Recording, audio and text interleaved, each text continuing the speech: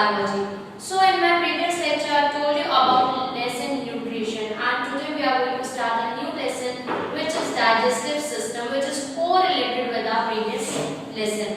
So the passage of food which food travels and gets digested, and that passage where food travels and the process of digestion is occurred, that passage is known as alimentary canal. And the term digestive system is used for the alimentary canal, and alimentary canal along with digestive glands. Digestive glands are also involved in the digestive system.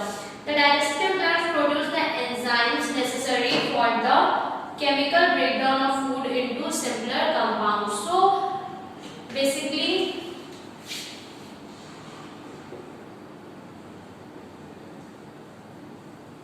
alimentary canal plus digestive glands, both these things form digestive system of the body. Okay, so now coming to the second topic, which is steps in nutrition. What are the steps involved for the process of nutrition in our body?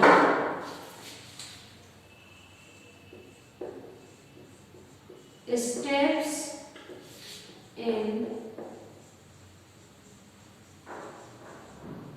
nutrition. So what are the steps involved? The first step which involved in the process of nutrition is ingestion. Ingestion, which means intake of food. Intake of food. For the process of nutrition, the very first thing which we have to do is that we have to intake food, and the process by which food is taken by the organism is known as ingestion, and it is different in different animals. In human, ingestion occurs through mouth, and we use our hand for this purpose. When we use our hand and keep our food in our mouth, that process is known as ingestion of the food, which is the first process in the step in nutrition. The second process is digestion. The second process, digestion. What is digestion? Digestion means simplification of food. Digestion means simplification of food. The food which we eat is simplified into simpler compounds, and that the process by which insoluble complex food substances consisting of large molecules are broken down into soluble and simpler forms having smaller molecules, that which is smaller and it can be absorbed easily by the cell. And digestion is brought with the help of special molecules called enzymes, which help in the breakdown of food. After the process of digestion, there came a third process, which is absorption.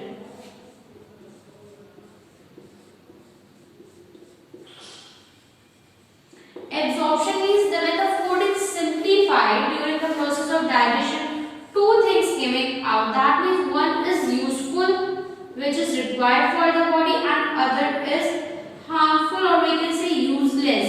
So for the useful things, the process of absorption takes place, that all the useful nutrients can be absorbed in the body of an individual. All the essential nutrients are absorbed by the body. So after digestion, the soluble simple food molecules pass through the walls of our intestine and enters the blood. This process in which the digested food passes through the intestine walls and enters the blood, that process is known as absorption. And in humans, the products of digestion are absorbed into the blood via small intestine. In the wall of the small intestine, villi are present, in which blood capillaries are there, which help in the absorption of food or nutrient in our body.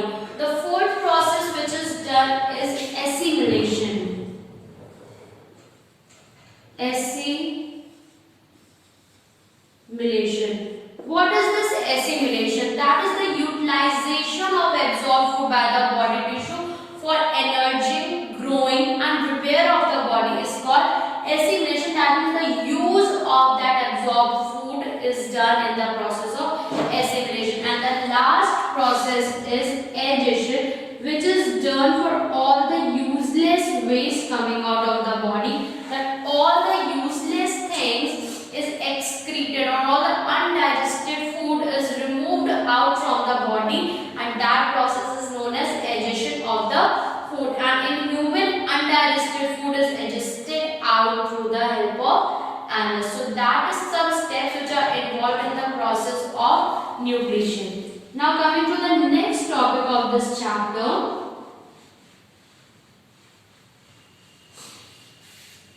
which is teeth.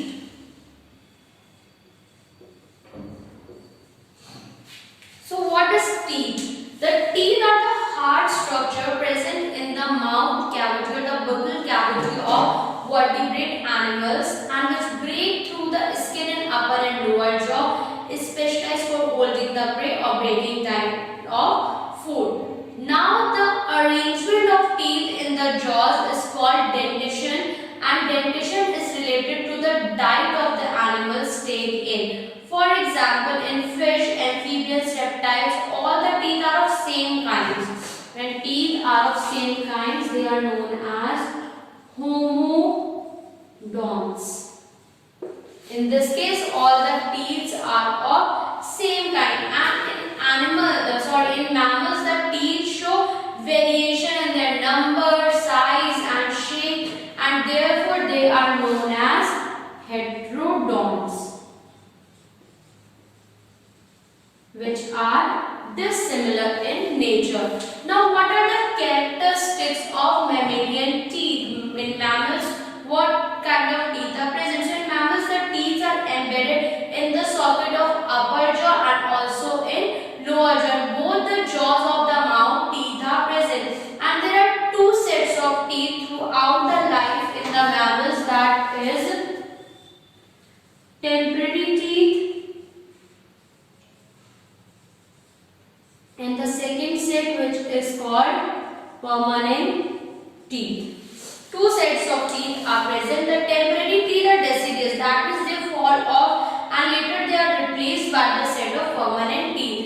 The different types of teeth and their function are: the first kind of teeth is incisors, which are known as incisors are used for cutting of the food. Second, canines, which are used for the tearing the flesh, and the third and fourth kind are premolars and molars, which are used for grinding the food in our diet. Next, in humans are four kinds of teeth, and these teeth are adapted for mixed diet of flesh and vegetables.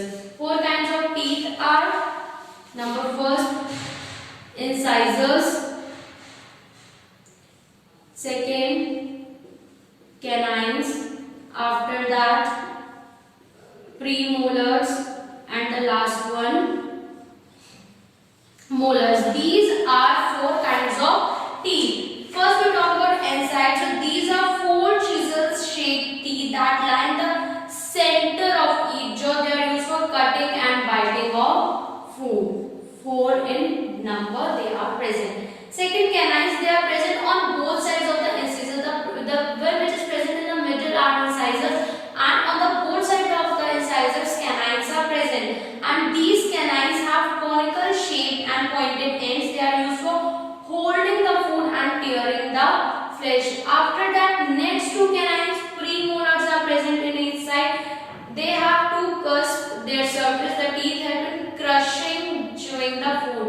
After that, molars, which are last three teeth on each side, they have broad surfaces, and the last molar is called wisdom teeth, which grows after the age of 18. And both the first set of teeth which is present in human mouth is known as milk teeth, which are already developing in the jaws but they cannot be seen. Incisors are the first to grow through gums after 6 months. After that, premolars, then molars according to their time. And when these milk teeth or the temporary teeth fall off, the permanent teeth came out, which is the second set of the dental for dentines.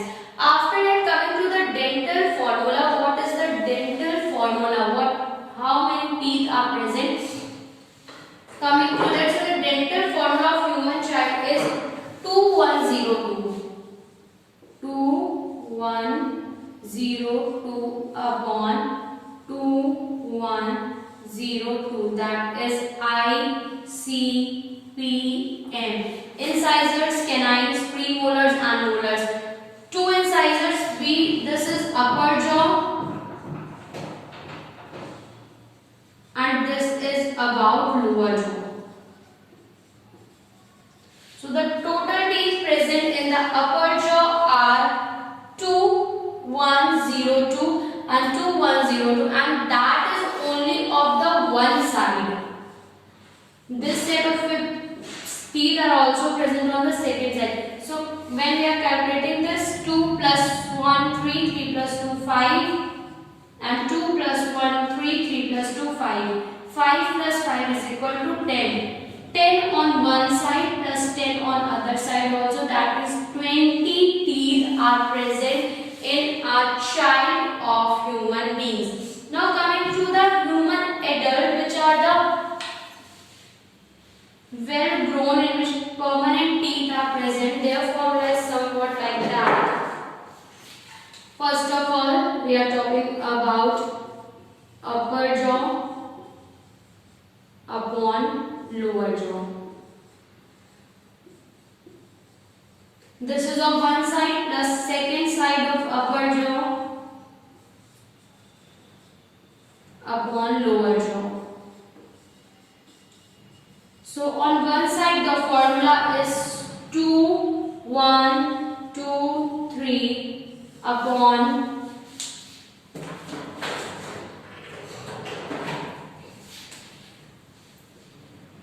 2 1 2 3 upon 2 1 2 3, that is ICPM, plus similar on the other side, that is 2 1 2 3 upon 2 1 2 3, that is of second side, that is also ICPM. Now we have to add all this. 2 plus 1 3, 3 plus 2 5, 5 plus 3 8. 8 on upper, 8 on lower, here also 8 on upper jaw, 8 on lower jaw. Now when we add all this, then we will get total 32 teeth. That means 32 permanent teeth are present in adult human being. But when you have to write the formula, you will just write the dental formula like 2 1 2 3 upon 2 1 2 3. That is the dental formula of human beings. Then you can explain all that ICPM thing and later on.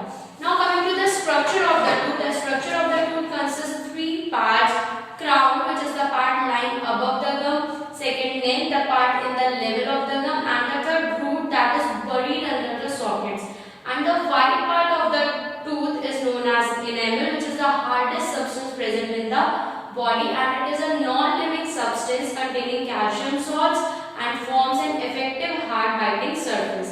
And inner to enamel is the solid tissue known as dentine, and the dentine encloses inside the cavity, which is known as pulp cavity. So that is all about digestive system, different parts involved in nutrition, and about tooth. So students, that's all